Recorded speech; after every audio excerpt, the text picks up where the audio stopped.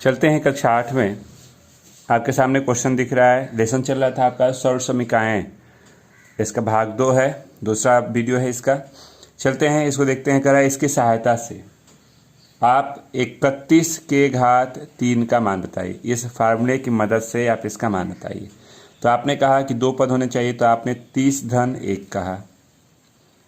ए की जगह पे 30, बी की जगह पे 1 है, रख दीजिए यहाँ पे। तो ए की जगह पे 30 करेंगे, बी की जगह पे 1 करेंगे। 3 गुणते 30 गुणते 1 और 30 धन 1, तो 30 का वर्ग 3, तितली के 27, 27 पे 3 जीरो 1 और तितली के 9, और ये हो गया 30 धन 1। तो ये हो गया 27 पे 3 जीरो 1 और 27 पे 2 जीरो और 90। आप इसको जोड़ लेते हैं। चलिए इसको जोड़ लेते हैं। जोड़ने पे जो रिजल्ट आएगा वही आपका आंसर हो जाएगा। अगर आपको ऐसे जोड़ने में असुविधा होती है तो आप ऐसे लिख लीजिए, 2700 लिख लीजिए, फिर 90 लिख लीजिए और 1 लिख लीजिए। जोड़ लीजिए तो 1 9 7 9 2, यानी 2 9 7 9 1, ये है इसका आंसर। चलते हैं इसी के बी भाग पे, यानी ख वाला दूसरा भाग, 102 के घात 3। तो इसको भी लिख सकते हैं क्या, 100 धन 2 के घात 3। ए की जगह पे 100 दिखा, बी की जगह पे 2 दिखा, इस फार्मूले पे रखेंगे। 100 के घात 3, 2 के घात 3, 3 गुणते 100 गुणते 2 और 100 धन 2 कर लीजिए। तो 100 के घात 3 6 जीरो हो जाएगा, 2 2 4 2 6, ये 8 हो गया, 6 100 हो गया, 100 धन 2 कर सकते हैं। 4 6 6 जीरो, ये हो गया 8, 6 पे 4 जीरो और 6 दुना के 12 पे 2 जीरो। अब इसको जोड़ लेते हैं। तो जोड़ने का हमने तरीका बताया, सबसे आसान सा आप ऐसे लिख लीजिए, 2 2 4 2 6, 6 पे 4 जीरो है, 6 पे 4 जीरो है, फिर 12 100 है, फिर आप 8 जोड़ते हैं तो 8 0 2 1 6 0 1, यानी इसका योगफल 0 6 1 2 0 8, ये है इसका आंसर।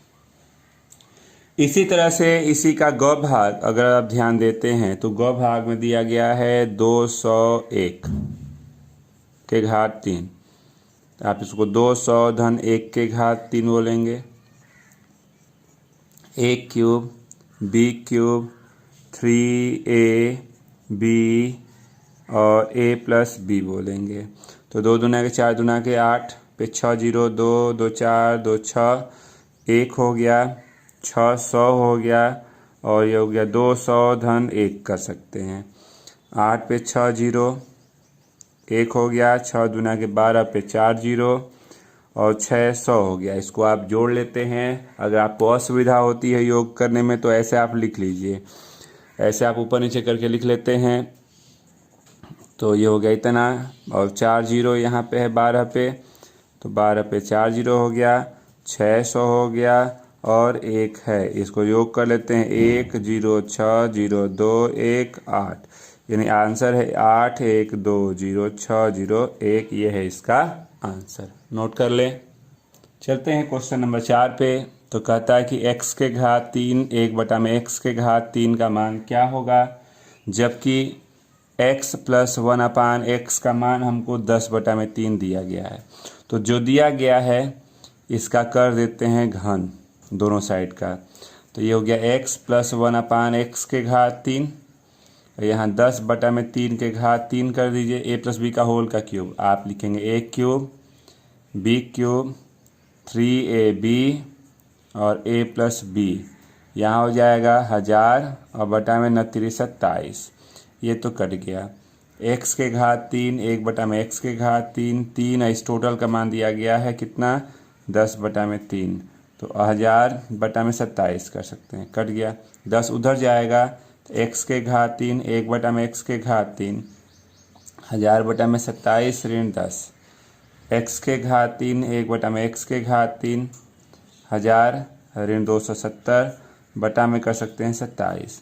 अब इसको आप घटा लीजिए। चलिए घटाते हैं। तो घटाएंगे तो कितना बच रहा है, तो ये हो गया आपके पास 0 3 300 730 बटा में 27, ये है इसका आंसर। नोट कर लें। इसी तरह से अगर हम चलते हैं क्वेश्चन नंबर 5 पे, ध्यान दीजिए। 5 नंबर अगर आप देख रहे हैं ध्यान से, तो दिया गया है 2x 1/2x बराबर 5/2। तो कहता है कि 8x के घात 3 और 1/8x के घात 3 का मान क्या होगा। तो जो समीकरण 1 दिया गया है, आप समीकरण 1 का घन कर देते हैं। घन करने मतलब दोनों के साइड में 3 घात, 2x 1/2x के घात 3, तो यहाँ 5/2 के घात 3, a प्लस बी का होल का क्यूब बोलते हैं a cube, b cube, 3ab और a प्लस बी। यहाँ हो गया 25 × 125 बटा में 8, तो यह तो कट गया। यह एक इतना 1/8x के घात 3 और यह टोटल कोष्ठक का मान दिया गया है 5/2 और यहाँ 125/8 कर लें। चलिए इसको व्यवस्थित करते हैं। तो व्यवस्थित कैसे करेंगे, तो आपने कहा कि 8x के घात 3 1/8x के घात 3 125/8 ऋण 15/2। आप इसका अगर एलसीएम लेते हैं 8 125 4 15 चौके 60, तो घटा दीजिए तो कितना हो जाएगा 65/8। ये है इसका आंसर। नोट कर लें। अगला देखिए क्वेश्चन नंबर 6 दिया गया है। क्या, तो 6 नंबर में कह रहा है कि a धन b बराबर आपके पास 3 है और ए बी बराबर 2 है। तो कहता है कि a के घात 3 b के घात 3 का मान क्या होगा। तो हमारे पास जो दिया गया है ये, इसका घन कर देते हैं इधर और इधर भी, a प्लस बी का होल का cube, a cube b cube 3ab a plus B, ये फार्मूला होता है। और ये हो गया 27, a के घात 3 b के घात 3, इसका मान दिया गया है 2 और यह टोटल का मान दिया गया है 3, ये हो गया 27। तो a के घात 3 b के घात 3 9 दूना के 18 27। तो a के घात 3 b के घात 3 27 ऋण 18 कर लीजिए। a के घात 3 b के घात 3 घटा दीजिए, कितना बचेगा 9। तो ये है इसका आंसर। चलते हैं अगले क्वेश्चन पे, यानी क्वेश्चन नंबर 7। तो 7 नंबर को देखिए। 7 नंबर में दिया गया है कि 3x + 2y = 20 और x y का मान दिया। कहता है कि आप 27x के घात 3 और 8x y के घात 3 का मान क्या होगा। तो जो दिया गया है क्वेश्चन, आप उसको लिख लेते हैं। इसके घात 3 कर देंगे, इसके घात 3 कर देंगे, तो तोड़िए a cube b cube 3ab a plus b कर दीजिए, 8000 हो गया। तो ये हो गया 27x के घात 3 8y के घात 3 18xy और 3x धन 2y और ये हो गया 8000। तो 27x के घात 3 8y के घात 3 18, xy का मान दिया गया कितना है 14/9 और इसका मान दिया गया है कितना है 20 है।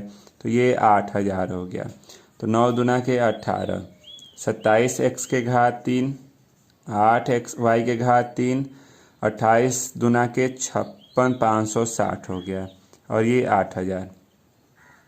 27x के घात 3 y के घात 3 8000 में से 560 घटा दीजिए, तो 27x के घात 3 8y के घात 3 कितना बचेगा 0 4 600 और 4, ये हो गया 1000, यानी 7440। ये है इसका आंसर। नोट कर सकते हैं आप इसको।